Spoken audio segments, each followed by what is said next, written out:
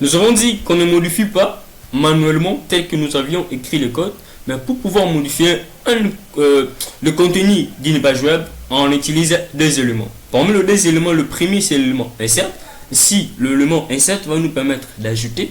Et deuxièmement, nous avons l'élément del qui nous permet de supprimer. Alors nous partons directement devant de notre unité de texte pour pouvoir voir comment utiliser ces deux éléments avec les deux attributs que nous avons à mentionner plus récemment.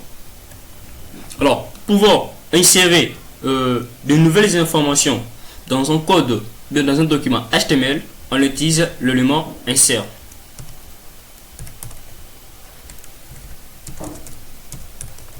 Insert, c'est une abréviation de ce qui veut dire insertion. Ici, cet élément va former une paire de balises et entre ces paires de balises, on va placer les textes qui sera ajouté. Exemple, je suis un jour. Nous supposons que ce texte qui est placé entre la paire de balises de l'élément insert, c'est texte qui sera ajouté. Alors, cet élément peut prendre deux valeurs, donc des attributs, pardon, dont le premier il s'agit peut-être de l'attribut data time. L'attribut data time va prendre la date. Cette date va nous servir juste pour connaître le jour, bien le moment exact où il y a eu cette modification. Mettons la date du jour, le 22. 2022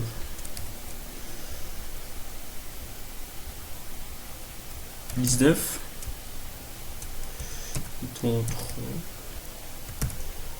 Nous avons la date du jour. Aussi, le second attribut, c'est l'attribut qui prend une valeur qui est en fait une URL. Il peut arriver des fois que le contenu ajouté a été vu quelque part et que vous voulez l'insérer. Voilà. Vous pouvez alors mettre l'URL pour se référer de là où vous avez à prendre cette information. Alors pour mettre cette URL, on ne va pas utiliser l'attribut href comme nous avons dit.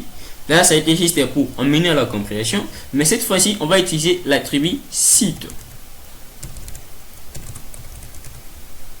En fait, l'attribut site prend bien dans ce sens ici est utilisé comme pour référer le contenu, comme si c'était une référence. Et ça prend une valeur. Cette valeur ne rien d'autre qu'une URL.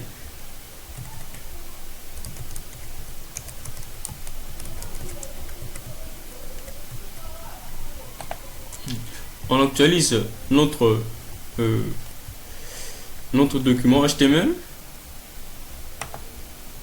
Vous voyez que le contenu ajouté est souligné. On avait vu dernièrement que lorsqu'on mettait l'URL ou bien lorsqu'on créait un lien, le lien était en cibrion sur je m'excuse, était à une couleur était écrit avec une couleur bleue et c'était souligné. Mais ici, ce n'est pas le cas. On voit juste que le texte est en noir avec le soulignement. Lorsqu'on s'approche, vous voyez que le curseur aussi ne change pas. On peut y cliquer sans pour autant nous référer. Ce qui veut dire que l'attribut site n'a pas la même sémantique par rapport à l'attribut href. Alors, lorsque vous voulez supprimer des objets, bien un contenu, vous allez juste remplacer insert par date.